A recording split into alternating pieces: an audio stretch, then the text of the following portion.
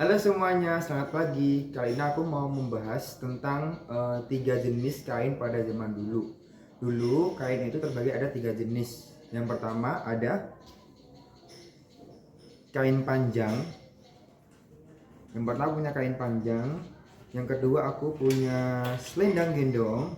Untuk yang ketiga aku punya sarung. Kita akan membahas yang kain panjang terlebih dahulu.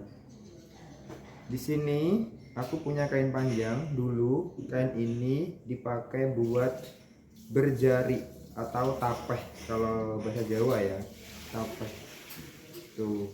Jadi ada perbedaan kalau kain panjang, dia ada namanya list kain atau pinggiran kain seperti ini.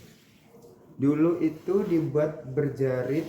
Kalau perempuan cara pemakaiannya dia simpangnya ke kiri, kalau untuk laki-laki tariannya ke kanan. Jadi ada dua perbedaan. Dan di sini itu ada serinya namanya estehan ya. Jadi tanpa warna merah. Untuk prosesnya dia warnanya dicelup.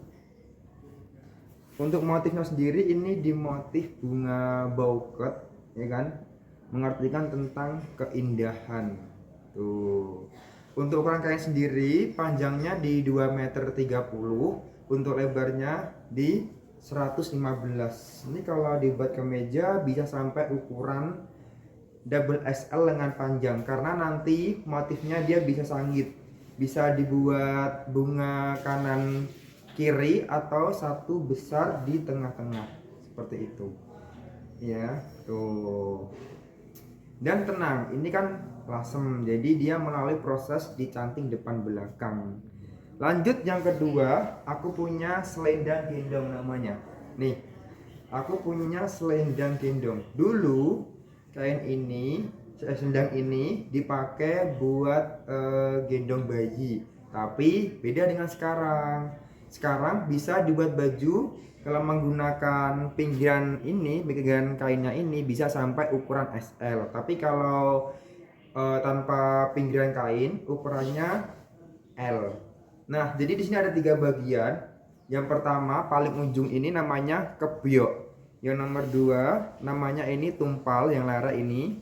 Dan yang terakhir ketiga itu motif utama. Ya kan? Terus untuk proses warna unguan ini sangat istimewa. Kenapa? Karena dia untuk proses pembuatannya itu berbeda dengan warna-warna yang lain. Disebut dengan proses medel, merendam kain ke dalam warna ungu. Untuk ukuran sendiri kayak apa, selendang gendong ini dia lebih panjang. Biasanya kan kalau kain di 230-35, kalau ini 2 meter 60 sampai 65. Untuk lebarnya 95 sampai 100, sampai ada yang bikin 105, teman jarang, nggak banyak yang buat. Ini bisa dibuat kemeja nggak kalau sedang gedong? Kalau sedang gedong bisa tadi ya dibuat kemeja ya. Dan kalau pakai pinggiran, kalau pakai kebyoknya, kalau pakai kebyok kain ini nanti ukurannya bisa sampai ukuran XL. Sedangkan kalau tanpa kebyok langsung ambil bagian tumpal itu hanya bisa ukuran L. Seperti itu. Buat berjari bisa nggak? Bisa kalau masih kelas SMP masih bisa buat berjari menggunakan selendang gendong. Dan aku punya lagi ini yang terakhir, sarung. Nah, ya kan? Ini yang terakhir, sarung. Dulu kalau sarung lasem itu tumpalnya sampai 60. Sekarang ukurannya di bagian tumpal cuman cuman 50, terus dia ada bagian listnya.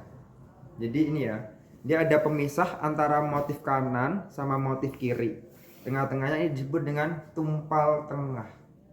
Tuh, terus setelah tumpal dia ada pinggirannya juga kayak kain tadi, cuman ditaruh di tengah gitu. Tuh, pinggir-pinggir tumpal ada Ada bagian garisnya ya. Sama kalau ini masuknya di batik klasik. Untuk ukuran sarung sendiri itu yang paling besar di 220, untuk lebarnya di 118. Ada juga yang lebih kecil, ukurannya di 115, untuk panjangnya di 2 meter 30 sampai 35. Itu untuk ukuran sarung. Kalau sarung bisa buat kemeja nggak, misal? Oh bisa, sarung bisa buat kemeja. Ada dua tipe ya. Ada yang bagian tumpalnya dipakai, ada yang bagian tumpalnya dibuang. Nah, tapi kalau mau ukuran lebih besar, bisa menggunakan uku tumpal. Jadi karena dia tidak memotong kain, jadi tumpal dipakai nggak dibuang gitu. Jadi bisa ukurannya lebih besar. Lengan panjang bisa ya, bisa. Dulu hanya dibuat bersarung, sekarang bisa dibuat kemeja. Tuh, keren kan? Klasik nih 3 negeri.